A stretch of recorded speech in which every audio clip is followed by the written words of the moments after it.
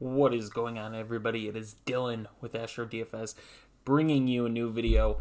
Today's video going over the Week 6 main slate on Fanduel, other than DraftKings. Usually I do DraftKings, but I'm going to switch it up just because of the success rate I've had on Fanduel more than DraftKings, so it feels a little safer for me to talk about. So I'll go position by position, kind of talk about each game of that player and go from there. So quarterback, Patrick Mahomes, 9,000, rightfully so. A great game script here against Washington. Normally, if you told me this last year, I wouldn't feel confident about it, but Washington's defense has looked terrible. I really don't know what it is, but their defense does not look good at all, nor does Kansas City's. So at 9,000, you're probably getting one of the more safer plays at cash. Tyreek Hill in, Clyde Edwards-Helaire out, but Hill being healthy definitely is a bonus. Kyler Murray against Cleveland, 8,400 I'm staying away from. Lamar Jackson, 8,200 honestly is probably one of my more favorite plays, if not my favorite play at quarterback this week. 8,200, so definitely paying up there in price, but I think FanDuel is usually a little closer than DraftKings as far as price difference in quarterbacks. But a good game against the Chargers here. Have a big total, I believe it was at 51. Third highest game total too at that. And he's just a fantasy point machine right now, to be honest. Everyone always talked about how he couldn't throw the ball, and I think he's definitely proven it this year. He does get Bateman back. He is good to go. So they will have Marquise Brown, Bateman, and Duvernay today, as well as Mark Andrews, who we saw go off last week. So, Baltimore run game at that did have one of the highest PFF advantages as well. So making Lamar 8,200 being the biggest part of that offense, definitely worth it. 8,100 Dak. I don't like Dak in cash. GPP wise, sure, but cash, no. Justin Herbert, I think, is a fine play. I'd rather pay down for a couple of quarterbacks or pay up for Lamar, to be honest. I don't think Justin Herbert's a bad play. I just think price wise, you can get more value going up or down. Matt Stafford being down against the Giants here. I do believe they have one of the highest team totals this week. And at 7,900, Matt Stafford is a top 10 fantasy quarterback. Has been pretty much all year. Looks really good. Good game script here against the Giants, who Daniel Jones is being cleared off concussion, but they are down Saquon. I believe Slayton probably will be out. Galladay's officially out. They said Tony should play, so that's definitely something to watch for, but Rams should dominate that game. Rodgers against the Bears now. Normally, I'm probably going to stay away from Rodgers.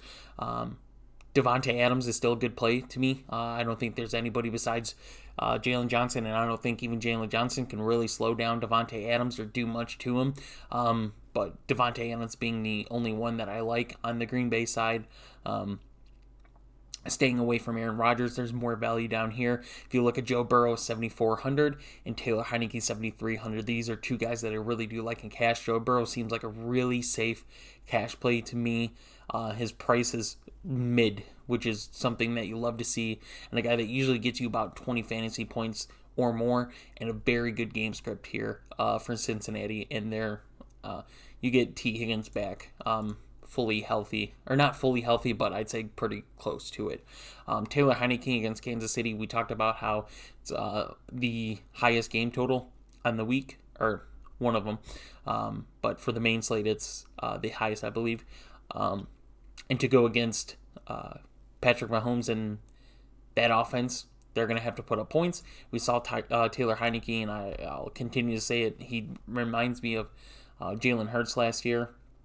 He's had one game where he played the entire game. I won't count the Chargers because he did come in, I believe it was the second quarter. But against New Orleans, other than that, he's had 20 plus fantasy points a game. Playing against a very bad defense who hasn't looked good at all. Could look good, but I still would just trust Taylor Heinecke for his rushing upside. So we go to running backs. Austin Eckler, 8,400 is definitely a running back that I do like a lot. He would probably be the most expensive running back I'd pay up to. Zeke, I'm okay with playing as well. 8,300, especially with how Tony Pollard plays, though, is not a huge must for me in cash. Jonathan Taylor and Kareem Hunt, two more, Darrell Henderson, too. You could throw them in all within $200 of each other. You can honestly play all three of these guys, and to me, they'd be good plays.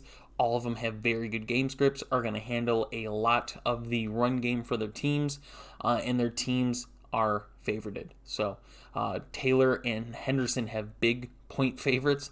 Kareem Hunt is still a 3.5 point favorite, but with Nick Chubb being out, expect Kareem Hunt to see about probably 80% or more of the running back work.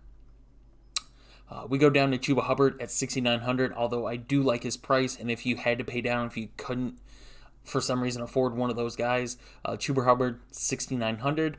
Not one of my more favorite plays, but he is there. Antonio Gibson is good to go today, barring any setbacks released. But 6,700, I'd probably go Antonio Gibson over Cuba Hubbard. I think they're too close to me in projections, but just price-wise, I always prefer guys that are pretty close to pay down rather than pay up. We keep going down. A lot of people, Devontae Booker, his price is the only thing that should interest you.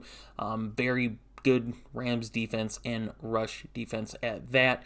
Khalil Herbert should definitely be someone you target. Green Bay's rush defense has looked a lot better, but not great, and being 5,500 and not really anybody there to go against Khalil Herbert. 5,500, we saw what he did last week. I believe it was 11 carries. 18, I was way off. But 18 carries in his basically first bigger game workload. 5,500, definitely going to be somebody that the Bears are going to rely on a lot to just try to get some type of yards against Green Bay tonight. But he would probably be the only player I'd pay down. J.D. Mckissic is there just in case Antonio Gibson goes down, but he's not someone I'm looking at otherwise. Also, you can go... Sorry, went past him. You can go Darrell Williams at 5,200 as well, but yet again, I'd probably just go Justin Khalil Herbert. Wide receivers, Tyreek Hill, if you like Mahomes, if you like Taylor Heinecke, if you like Mclaurin, Tyreek Hill should definitely be there too. At 87, it's not like he's breaking your bank either. Usually, these guys would be above 9K. All three of these guys, Devontae Adams, Cooper Kupp, are definitely on my player watch, as they should be on yours too. I would try to get 2 out of the 3 of them if possible. If not, you for sure want to have one of these 3 guys in your lineup today. Mike Williams, I'm going to stay away just because of his injury. Justin Jefferson, if I'm going to play a Minnesota receiver, which I'm not totally sold on just because of the prices, he would be the Minnesota receiver I go to. Jamar Chase, I'm more on T. Higgins than Jamar Chase this week. I do think Jamar Chase is a good play. Him and Joe Burrow definitely have a good connection. I just like T. Higgins a little more this week. DJ Moore and Terry McLaurin, $200 price difference. I think both of them are really good plays today. Terry McLaurin appears to be good to go against this Kansas City team, and McLaurin is easily a top 10 receiver in the league when he gets targeted. Regardless of that, he's going to have to be one of their guys they go to, especially with Curtis Samuel being out again, Logan Thomas being out. So the only one that Taylor Heinecke can really trust as of right now is Terry McLaurin at 7,400. I think that's a really good price for him. If you are going to go a Charger stack, I recommend going Keenan Allen than Mike Williams. I don't, yet again, think Mike Williams is bad. It's just he's banged up. Keenan Allen is healthy, so he's definitely an option there. CeeDee Lamb I do like for cash. He's not huge on my list, but I do like him if you have to pay down for some reason. Same with Amari Cooper. Both of them healthy. Good game against New England. Brandon Cooks, honestly, at 6,500 against Indianapolis, I think is a good play. Been just a reliable guy, and you look at the Colts defensive backs, and they have been pretty bad this season. So I can honestly expect Brandon Cooks to probably get targeted 8 or 9 times at least, and probably get a decent amount of catches with how bad that secondary is in Indianapolis. Like I said, T. Higgins is definitely somebody that I'm looking at right now. 6,400. Tyler Boyd's right below him, but I don't think any of the three are bad plays. If you can get one Bengals receiver this week, I like Higgins the most, though. On Tim Patrick, 6,100. Normally, I would say yes, but just because of this matchup, I don't like him for this week. Odell Beckham Jr., I do like at 6,000 against Arizona.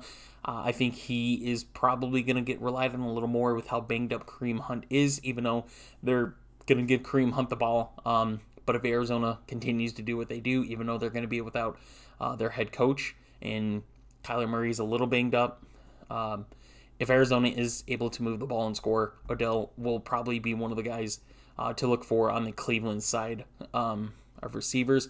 Jacoby Myers, 5,800. If someone is getting the ball in New England, that's not a tight end. It's more than likely Jacoby Myers at 5,800. No matter who he goes against, Trayvon Diggs, we talk about how good he is. He still gives up a lot of yards and a lot of receptions. He is very fast. He runs better routes than receivers sometimes, but Jacoby Myers is going to be that guy. I don't think he's a bad play. He's someone that you could definitely pay down to get if you need to. And then if you're definitely going to involve a Colts stack, Michael Pittman should probably be that guy that you go to at receiver. Other than that, there is not a whole list of guys that I would recommend paying down. The only other one that I would pay down to and feel confident in is Amon-Ra St. Brown at 5,200 against Cincinnati. They talked about getting him the ball more. We've seen what Detroit does in the second half, so don't be worried in the first half. If he has 0 points, 0 targets, Detroit plays very good in the second half offensively. They don't play elite. They don't, nothing like that. But they find a way to come back on teams. So 5,200, Amon-Ra St. Brown is definitely someone you should look at. Tight ends, I think, you have a lot of options at tight end this week, which is amazing. Travis Kelsey, if you're not going Tyreek Hill and you want to get Mahomes, then I recommend going Travis Kelsey, who is healthy, 8,500.